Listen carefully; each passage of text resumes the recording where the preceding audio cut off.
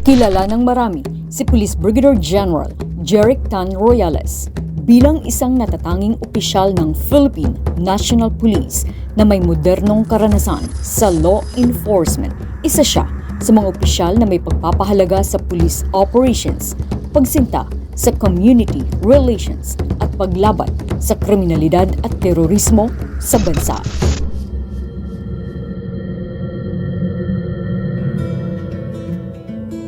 Nagmula sa puso ng Bicolandia sa lungsod ng Naga City, Camarines Sur. Ipinanganak noong Pebrero 1, taong 1969. Usually ang tawag namin Jeric, hindi Jerich. Lik-lik, N-I-K. Isa sa mga pinakagwapo, parang adopted sabi ng mga tipo. Adopted siguro yun kasi ang gwapo siya eh. Nag-aral ng elementarya sa Naga Parochial School, Catholic School for Boys, Batch 1981, at high school naman sa University of Nueva Cáceres, Naga City, Batch 1985, at kumuha ng kursong Mechanical Engineering sa University of Nueva Cáceres. Taong 1990, pumasok si General Royales sa Philippine National Police Academy. PMA, PNPA at Philippine Air Force, pinasahan niya yan sa isang taon. Kaya nalito siya kung saan siya papasok. Kung sa PNMA, PNPA o sa Philippine Air Force. Nag-ano na siya, nag-medical na siya sa Air Force una. Tapos PMA, nag-medical na rin siya. Pero ang pinili niya, PNPA. Kaya the best ang PNPA napagtupad, plus 22. At nagtapos ng Bachelor of Science in Public Safety taong 1992 bilang miyembro ng PNPA, tagapagpatupad class of 1992. Balikan man ang hirap, luhat lahat. Ikaw ang paborito kong desisyon. At pag napaligiran ng ingay at ng gulo, di ko pagpapalit ngiti mo sa mundo. Eto tayo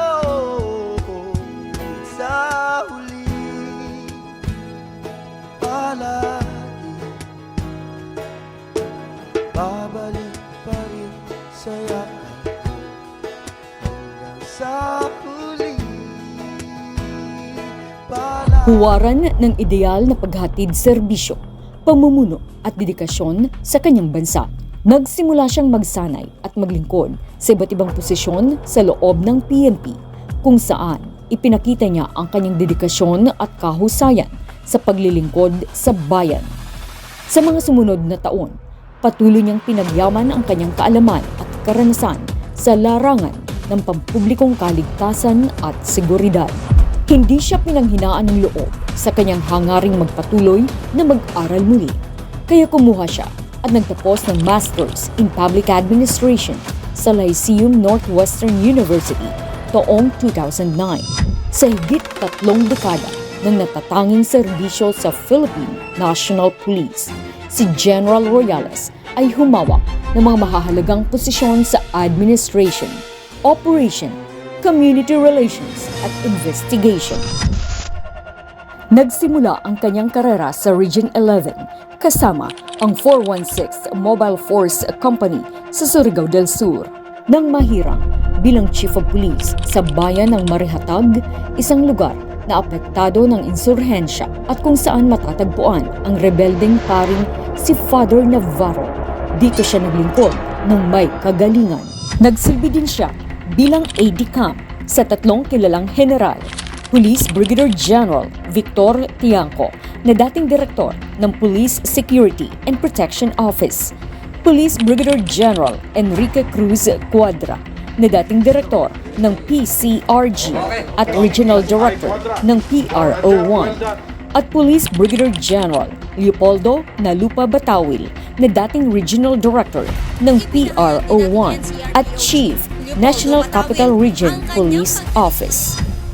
Sa Region 1, nagsilbi siya bilang Chief of Police sa iba't ibang munisipalidad tulad ng Puzo Rubio, San Fabian, Manawag, Alcala, at Villasis, at bilang Deputy Chief ng Ordaneta City Police Station na pinamunuan ni General Jimmy Lee Macaraeg na noon ay Chief of Police.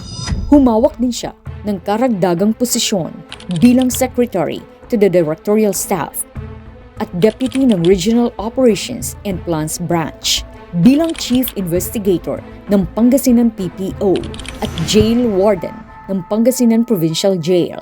Matagumpay niyang napaalis ang mga iligal na gawain, kabilang ang drug trafficking at sugal, at binago ang buhay ng mga bilanggo sa ilalim ng kanyang pangangalaga.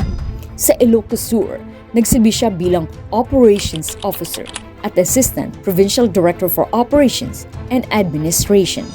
Ang kanyang teknikal na kasanayan sa larangan ng engineering ay naging mahalaga nang mapabilang siya sa Communications and Electronics Service, kung saan nakuha niya ang ranggo ng Police Colonel noong 2015. Ang kanyang pamumuno sa Regional Communications Unit 11 sa Davao ang nagbigay daan upang magawa ang back-to-back repeater na naging best practice upang masolusyonan ang problema sa mga dead spot at lalong lumakas ang radio connectivity sa mga mountainous region na hanggang ngayon ay ginagamit sa buong police regional offices. Ito ang naging basehan upang parangalan ang RCEU 11 sa kanyang pamumuno ng back-to-back Eagle Awards para sa Performance Governance System o PGS. Nagbigay din siya ng karangalan sa COMEL PRO3 at NCRPO nang makamit nito ang Silver Eagle Awards at Gold Eagle Awards. Noong 1994, nakilala siya para sa kanyang katapangan sa mga operasyon sa Basilan Pilas Group of Islands laban sa Abu Sayyaf Group na pinamumunuan ni Abdurrazzaq Janjalani. Nagresulta ito sa pagkakakuha ng mga armamento ng mga long firearms, mga radyo at ang pagkakahuli ng 21 members ng Abu Sayyaf, kung kaya't sila ay ginawaran ng AFP MMM Military Merit Medal with Spearhead Device. Noong Mayo 23, taong 2017, sa gitna ng paglala ng mga labanan sa Mindanao at mga kabilaang sagupaan sa Marawi sa pagitan ng sandatahang lakas ng Pilipinas at grupong Islamist, ipinahayag ni Pangulong Rodrigo Duterte ang pagpapataw ng martial law sa buong Mindanao, kabilang ang Basilan, Sulu at Tawi-Tawi. Isa sa mga naging hamon kay General Royales ay ang direktang pakikipag-usap sa mga commanders ng MILF, MNLF at iba pang grupong Islamist upang mapanatili ang kaayusan at kapayapaan. Ito ang naging daan para maisakatuparan ang pagbalangkas ng kanya-kanyang opinyon sa pagpasa ng Bangsamoro Organic Law na ang layunin ay wakasan ng gulo sa buong Mindanao. Ang nasabing hamon ay matagumpay na nagawa sa tulong ng PNP sa kanyang liderato. Linya po si Weng. Ito po siya. Tamang Weng. Yes, Kuya Weng, magandang tanghali sa mga nakikinig sa radyo natin. Gusto ko lang i-mention na first time in the history ng ARM, ang Tawi-Tawi ang pinakaunang may nag-surrender na Abu Sayyaf. Merong 11, may 6, bali ang total ng 24 eh. Then ngayon, 2. Gusto ko lang banggitin yung sinabi nga ni General Parcon, no choice na yung mga kalaban natin dito eh. Kung hindi sila mag-surrender, hindi sila sumuporta sa government natin, wala silang pupuntahan kundi sa natin, basta mamang sabihin, cemetery yung pupuntahan nila. Isa rin sa kanyang pinakamahalagang tagumpay sa Tawi-Tawi ay ang pagsuko ng 24 na miyembro ng Abu Sayyaf na nakamit sa pamamagitan ng matibay na ugnayan ng PNP, Philippine Marines, mga lokal na pamahalaan at ang komunidad. Ang makasaysayang tagumpay na ito ay nagpatibay sa kanyang pambihirang pamumuno sa pagsusulong ng kapayapaan at katatagan.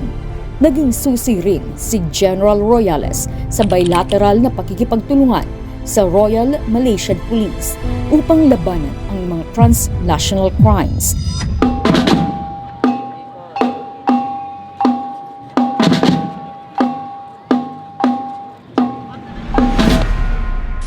bilang Provincial Director ng Tawi-Tawi Police Provincial Office sa ilalim ng Bangsamoro Autonomous Region. Siya ang nagpasimula ng pagtatatag ng Tawi-Tawi Tourist Police kasama ang Provincial Tourism Office.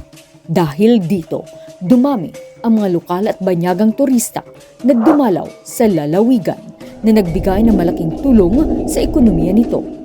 Ang kanyang mga pagsisikap ay siya namang sinuportahan ni na Governor Rashidin Matba at Governor Ismael Mangsali na noon ay mayor ng Languyan, Tawi-Tawi. Si General Royales ay humawak ng mga posisyon sa Directorate for Police Community Relations, Headquarters Support Service at Public Information Office noong panahon ng COVID-19 pandemic. Sa DPCR, kabilang siya sa mga nanindigan at utak sa likod ng pagpapasimuno sa pagpapalaganap ng kaalaman sa pulisiya, estratehiya at social community engagement, freedom of information at propaganda ng pambansang pulisya laban sa mga paninira ng makakaliwang grupo na pilit na sinisira ang imahe ng PNP. Sa HSS, ginawaran siya ng medalya ng kasanayan ni Police Major General Arthur Bisnar dahil sa kanyang ipinamalas na dedikasyon at kahusayan noong panahon ng pandemya at sa PIO bilang pangunahing host ng Police at Your Service, isang programa na may layuning mapalapit ang kapulisan sa komunidad, mapabuti ang public trust at serbisyo ng PNP sa mga mamamayan. Sa ngalan ni Chief PNP at sa buong hanay ng Pambansang Pulisya ng Pilipinas, ako po ang iyong lingkod, Police Colonel Jeric Tanreales ng PNP Public Information Office. Para sa mamamayan, Police at your service! Ang kanyang natatanging pamumuno sa Directorate for Plans, Legislative Affairs Center, kung saan siya ay naging miyembro ng Police Service Anniversary Validation and Field Inspection Team sa 3 magkakasunod na taon sa pagpili ng Best Police Regional Office nationwide at kalaunan bilang Director ng Information Technology Management Service ay nagbigay daan sa kanyang promosyon sa ranggo ng 1-star General. Napaka-abait niya sa akin, sa mami ko, sa ibang tao. Kahit hindi namin kamag-anak, mabait siya eh. Kung gusto niya, tulungan niya lahat. Kung pwede lahat, tulungan niya eh. Uncle, masasabi ko lang, ito na yon. Sa mga pwesto mo na napuntahan, andun ako. Ito na yon. At least kukuha mo na rin yung general mo. Isang accomplished officer, sumailalim sa espesyal na pagsasanay sa Information and Communications Technology Management, Special Forces Operations, Demolition and Sabotage at Executive Motorcycle Course ng EMCRC Class 12-2021, Vanguards bilang Bravo Advisor 01, bilang Technical Advisor sa United Nations Stabilization Mission in Haiti noong taong 2010. Pinangunahan niya ang isang 69-member multinational contingent upang pangasiwaan ang pinaka-mapayapang halalan sa kasaysayan ng Haiti na walang naitalang insidente. Si General Royales ay tumanggap ng maraming parangal, kabilang na ang Medalya ng Kagalingan, United Nations Medal at ilang mga commendations para sa kanyang hindi matitinag na dedikasyon sa tungkulin. Bukod sa kanyang mga profesional na tagumpay, siya ay isang tapat na asawa kay Dr. Hazel Santiago Royales na nakilala niya sa munisipalidad ng Puzo Rubio matapos magsilbi ng 2 beses ng 4 na taon bilang Chief of Police sa nasabing munisipalidad at isang proud na ama sa kanilang nag-iisang anak, si Jedrick John James. I am and I will always be your biggest, your loudest, and your proudest cheerleader because you are a man, a patriotic man in uniform. I love you.